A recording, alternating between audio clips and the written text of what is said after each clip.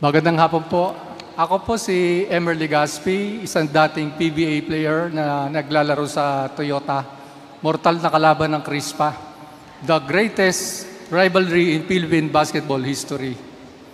At siyempre po, ang nasa tabi ko ay si Edith, ang asawa kong napakaganda at napaka-sexy.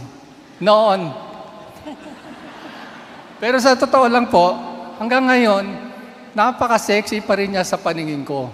Totoo pala yung sinasabi nila na pag tumatanda ka na, ay lumalabo na ang iyong mata. Siya po ang aking kahapon, ngayon at magpakailanman. Ako naman po si Edith. Ang nagustuhan ko kay Emer ay ang kanyang sobrang pagmamahal. Na sa sobrang pagmamahal ay lumalampas hanggang kapitbahay. Nakabawi ka agad. Kami po ay nasa harap ninyo ngayon upang magbahagi ng aming karanasan na kung saan ay nadaanan namin ang dinanas na paghihirap, kamatayan at muling pagkabuhay ng Panginoong Jesucristo. Ako po isang tao na dumanas ng isang unhappy childhood. Walang nakagis ng ama, sapagkat kami ay iniwan niya at nagkaroon ng hindi lamang isa, kundi dalawa pang pamilya. 16 po kami magkakapatid sa iba't ibang ina. Hindi ko alam kung meron pang iba. Matinding kahirapan ang dinanas ko nung ako ay bata. Subalit sa kabila ng aming kahirapan, ay pinagbuti ko ang aking pag-aaral at naging consistent honor student po ako at high school class valedictorian. Subalit sadyang basketball po ang nakahiligan ko, kaya ito po ang aking naging karir. Hindi naman ako nagkamali. Dahil sa kolehiyo pa lang ay naging 2-time highest scorer ako sa liga ng UAAP. At ng sumunod na taon ay tinanghal akong the first rookie at MVP sa liga ng Mika na kasabay noon ng PBA. At later on ay na-recruit ako upang maglaro sa PBA. At doon ako nakilala ng mga panatiko sa larangan ng basketball. Ang pakiramdam ko ng mga panahon na yon ay para ako nasa alapaap. Abot kamay ko na ang langit.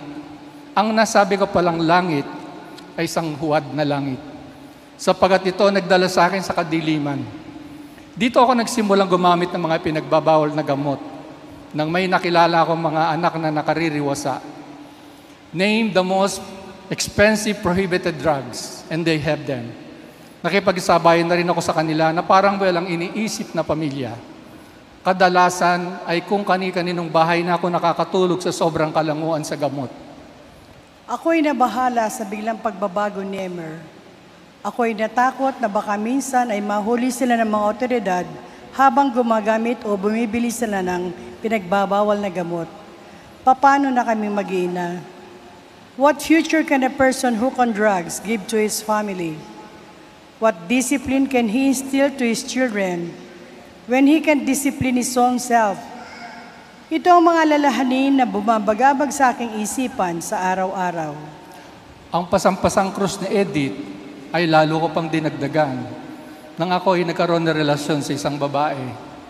Alam ko na ito ang pinakamabigat na krus na kanyang papasanin, sapagkat dito ay magkakaroon na siya ng kahati sa aking puso, sa kabila ng pagmamahal na walang sawa niyang ipinadarama sa akin.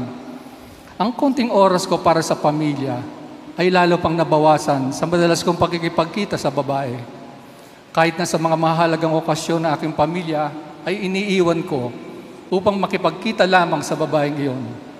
Alam ko nakakahalata na si Edith sapagat madalas siya makakita ng mga upos na sigarilyong may lipstick sa aking sasakyan. Subalit ng mga panahon na iyon ay nahulog na rin ang loob ko sa babaeng iyon. Isang araw, kasama ko sa aking sasakyan na aking pamilya.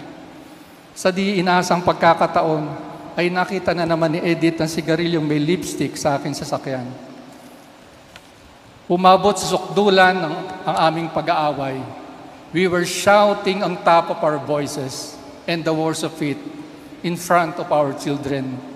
At upang mapatigil ko siya, ay pinatakbo ng ubod ng tuli ng aking sasakyan. At tinakot ko siyang ibabangga ko yon pag hindi pa siya tumigil. Nakita ko ang kanyuhan ng aming mga magkakayakap na anak, nag-iiyakan. Maya-maya ay nagsabi ang aking panganay, "Papa, Mami, wag na po kayong mag-away, baka may mangyaring masama sa atin." Ang pinakasukdulan ay dumating sa aming buhay ng mismong karawan ni Emer. Sinabi ko sa kanya na maghahanda ako ng mga paborito niyang pagkain at sabay-sabay kaming kakain at magdiwang kasama ng aming mga anak. Pagdating mula sa ensayo, binihisan ko na maganda ang aming mga anak at pinaupo sa isang tabi. Subalit 9:00 na ay wala pa si Emer. Kaya pinakain ko na sila dahil pakiwari ko ay nagugutom na sila. Pagkakain ay pinitulog ko na siya. Sinabi ko sa aking sarili na ako na lamang ang sasabay sa pagkain kay Emer.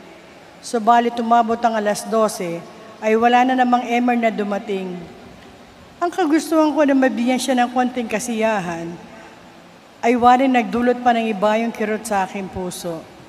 Madaling araw na nang dumating ako sa aming bahay, sapagkat mas pinili ko pang magdiwang ng kaarawan, kapiling ang babaeng yun. Tulog na rin ang aking mga anak na naghintay ng isa sanang masayang pagdiriwang. Nakita ko si Edith na nakahiga, subalit pakiwari ko hindi siya natutulog. Hindi rin siya kumikibo, kaya ako ay nahiga na rin. Pagkagising ko ay narinig kong umiiyak si Edith.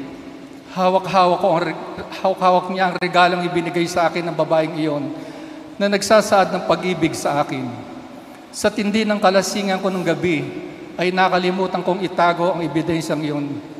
Ngayon ay sigurado na siya na ako nga ay may kinalolokohang babae. Pumasok siya ng aming kwarto. Maya-maya ay may narinig akong pag-ungol na nanggagaling sa aming silid. Bigla akong kinabahan, kaya agad-agad akong pumasok at nakita ko si Edith, nakahandusay, at sa kanyang tabi ay may isang bote ng gamot. Agad ko siyang binuhat at dinala sa aking sasakyan. At habang nagmamaneho ako, ay nanginginig ang aking buong katawan at marami ang naglalaro sa aking isipan. Diyos ko, ano po ba itong nagawa ko sa aking asawa, sa aking mga anak at sa aking buhay? Ito ba ang buhay na pinangarap ko? Ang buhay na magdudulot lamang ng kapighatian sa aking mahal sa buhay?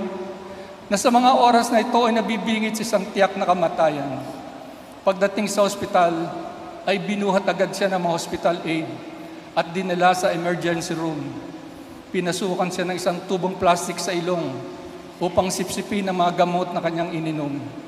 At habang nakamasid ako ay nilapitan ako ng doktor at sinabi sa akin, "Mister, kumari sana ay huwag kang umalis sa kanyang tabi. Sabihin mo, ipadamo mo sa kanya na mahal mo siya. Nasa mga kamay mo ang kaligtasan niya." Tulad nga ng sinabi ng doktor, ay hindi na ako umalis sa tabi ni Edith. Hawak-hawak ko ang kanyang mga kamay. At ng mga sandaling yun, ay bigla kong naalala ang Diyos na matagal ko na rin tinalikuran. Taintim ako nanahangin sa Kanya na iligtas niya si Edith sapagat mas kailangan siya ng aming mga anak. Nang ilipat siya ng kwarto, ay hindi na rin ako umalis sa kanyang tabi. At habang pinagmamasdan ko siya, ay naalala ko siya na ako isang pipitsuging basketballista pa lamang, na sa lahat ng pagsubok ay siya ang kasakasama ko. Na kapag ako'y nawawala ng pag-asa, ay siya ang tagapagpalakas ng loob ko. Ang babaeng kadamay ko sa hirap na pinagdaanan ko. Unti-unting pumatak ang mga luha sa aking mga mata. Mga luha ng pagsisisi at mga luha ng pagkapuot sa aking sarili. Bakit ko nagawa ang mga bagay nito sa babaeng nagmahal sa akin ng tapat? Panginoon, kung may nararapat kang parusahan ay ako na at huwag mabaeng ito. Hindi po ako nararapat sa mga biyayang ipinagkaloob mo sa akin. Panginoon, isinusuko ko sa iyo ang aking buhay, kapalit ng babaeng ito na masigit na kailangan ng aming mga anak. Pagkalipas ng mga ilang oras, ay nagkamalay na si Edith. Hawak-hawak ko pa rin ang kanyang mga kamay. Subalit, wala akong masabi sa kanya. Hindi ko mapigilan ang tuloy-tuloy nagpagpatak ng aking mga luha. Hinihintay kong sumbatan niya ako. Hinihintay kong sabihin niya sa akin ako'y walang kwentang asawa at ama ng aking mga anak. Subalit kahit isang kataga ng panunumbat ay wala akong narinig sa kanya. Nang magkamalay ako ay si Emer agad na nakita ko sa aking tabi. Hindi man siya nagsasalita, ay nadama ko sa kanyang mukha ang kalungkutan, karakip ng pagsisisi. Maya-maya ay narinig ko sa mahinang pangungusap ang paghingi niya ng tawad. Bagamat sariwa at masakit pa sa akin ang mga pangyayari, ay nabakas ko sa mukha ni Emer ang katapatan ng kanyang mga sinabi. Sino ba ako pang hindi magpatawad? Kung ang Diyos na lumikha sa atin ay marunong magpatawad, ako pa kanyang nilikha niya lamang? Alam kong ang pangyayaring ito ay linoob ng Panginoon upang hanggat maagay magising kami sa katotohanan. Alam ko mahal kami ng Diyos at hindi kailanman pababayaan. Taos ang pasasalamat ko sa Diyos sa pagkakaligtas ni Edith, ang babaeng tunay kong minahal. Binigyan ako ng Diyos ng muling pagkabuhay. Binigyan pa niya ako ng panibagong pagkakataon upang punuan ko ang lahat ng aking pagkakamali at pagkukulang. Ngayon ay mayroon ako isang masayang pamilya na punong-puno ng pagmamahalan at pagkakaunawaan. Ang aming nalalabi pang buhay ay inilalaan namin sa paglilingkod sa Panginoon. At kaya kami nasa inyong harapan ngayon ay upang magpugay sa Kanya ng papuri at pasasalamat. We thank and praise the Lord. Kami nga po pala ay mga member ng Sacred Heart of Jesus Prayer Group under sa Pag-ibig sa Diyos Catholic Community.